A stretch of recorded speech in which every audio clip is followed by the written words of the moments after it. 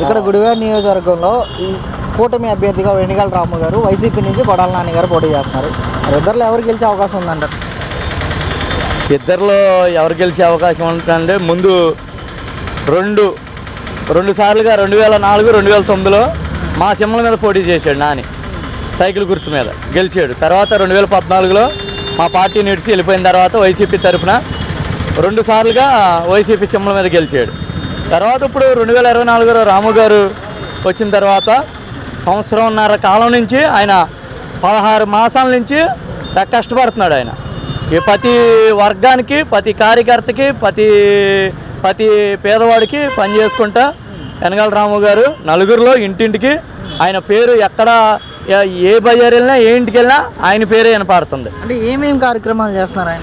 ఏమేమి కార్యక్రమాలు అంటే రాగానే అన్నా క్యాంటీన్ అని పెట్టాడు, వెనగళ్ల ఫౌండేషన్ అని పెట్టాడు. అలాగే పేదలకి ఆయన సహాయం ఆయన చేతనైన సాయం ఉద్యోగాలు ఇస్తున్నాడు. అలాగే తోపుడు బళ్ళు అని, అలాగే కాలు చేతులు లేని వాళ్ళకి రిక్షా బళ్ళు అని 3 చక్రాల బళ్ళు, అలాగే సిరి వ్యాపారస్తులకి బళ్ళ మీద వ్యాపారం చేసుకుంటాకని, అలాగే చర్చిలకి కట్టుకుంటుంటే ఆయన చేతనైనంత వరకు ఆయన ఎంతో కొంత సాయం చేస్తున్నాడు చర్చిలకని. అలాగే నందిగామ మండలంలో 10 లక్షలు ఖర్చు పెట్టి వాటర్ ట్యాంకు పైప్ లైను వేపించాడు. నాని మంత్రిగా చేశాడు, ఏం చేయలే. నందివాడ వెళ్తుంటే కంచేస్తున్నారు నాలికి, రావద్దు నువ్వేం చేసావని. అలాగే గుడివాడ నియోజకవర్గం ప్రజలందరూ ఒక మాట మీద వచ్చేసారు, తిరగబడ్డారు, నాని మీద తిరగబడుతున్నారు. ఎక్కడికి వెళ్ళినా సరే రానెత్తాల నానిని.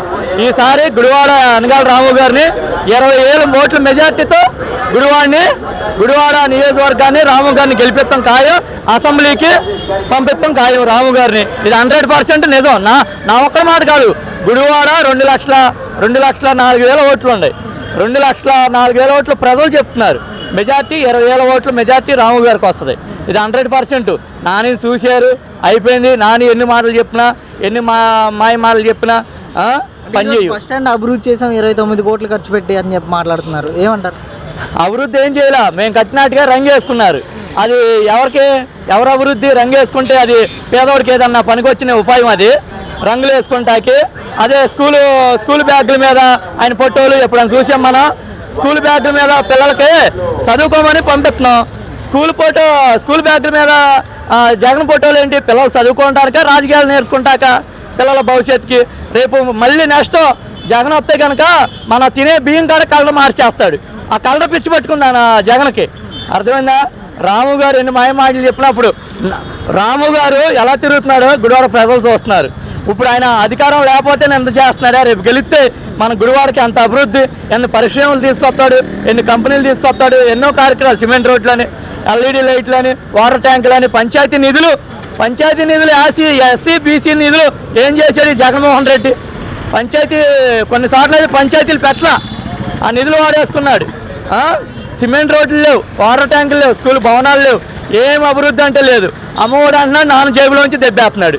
ఏది బుడ్డి అంతా తాగే బుడ్డు. చంద్రబాబు నాయుడు గారు ఉన్నప్పుడు 60 రూపాయలు, ఇప్పుడు వచ్చినాక 200. గ్యాస్ బండ చంద్రబాబు నాయుడు గారు ఉన్నప్పుడు 650, ఇప్పుడు 1200 చేసాడు. ఇప్పుడు ఎలక్షన్ వస్తుందిగా 200 తగ్గించాడు.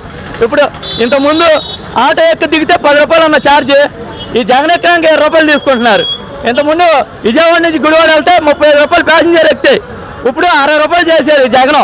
ఇవన్నీ ఎవడే పోగొడు సొమ్ము? మన నీ రూపాయి, పక్కన రూపాయి, నా 5 రూపాయి. మన కష్టం ఉందా నీటిలో? ఆ పథకాలని ఈ పథకాలని మన రాష్ట్రాన్ని తాగడబెట్టేశాడు ఈ జగన్. రేపొద్దున గెలిస్తే మన ఇల్లు మోకలు గారు తాగడబెట్టేస్తాడు. ఇది 100% నిజం. రాము గారిని గెలిపిస్తాం. నేను ఒక్కనే కాదు, 2 లక్షల కార్యకర్తల తరఫున చెప్తున్నా. వాళ్ళందరూ కూడా ఒక మాట మీద ఉన్నారు. రాము గారు గెలుస్తాడు, 100% నిజం. జై తెలుగుదేశం.